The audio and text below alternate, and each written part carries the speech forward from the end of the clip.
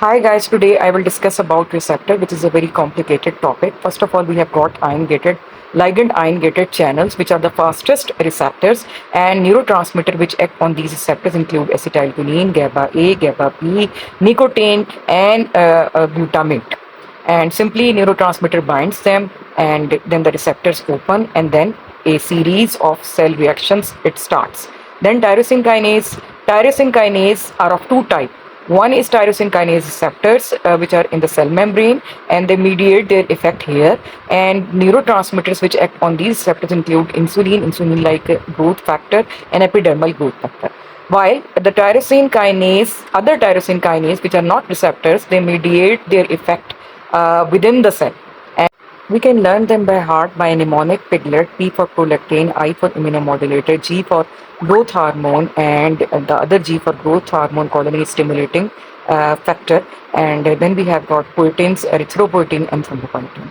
Then guanylyl cyclase receptors, the hormones which act on these receptors are natriuretic peptide, which are released from atria and ventricle, ANP and BNP. Then the most complicated receptor, which are G-coupled protein receptor. One part is outside the cell, while the second part is actually 7 helical structure, which is spanning cell membrane domains, which are 7 in number, and then an intracellular portion. Intracellular portion has got alpha, beta, and gamma subunits, and depending upon alpha subunits, we have divided it into GS means stimulating, GI means inhibitory, and GQ varieties. So, if we discuss about the examples of neurotransmitter which act on GS, GI, and GQ, first of all, we'll take GI. GI means that when neurotransmitter acts on this type of G-coupled protein receptors, they inhibit adenylate cyclase, hence they decrease the level of cyclic AMP, and they decrease the level of protein kinase A.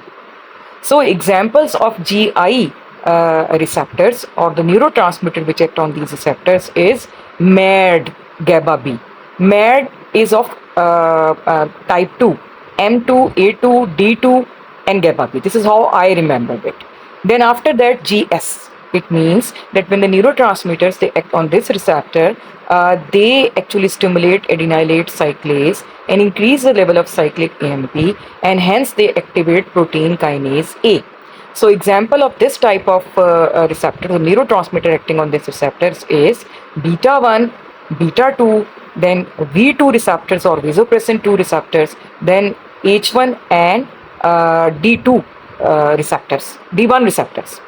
Then after that comes GQ. They actually activates another enzyme. It is not adenylate cyclase. It is basically phospholipase. And this phospholipase in turn increases level of protein kinase C. And examples are V1, A1, H1, M1 and M3.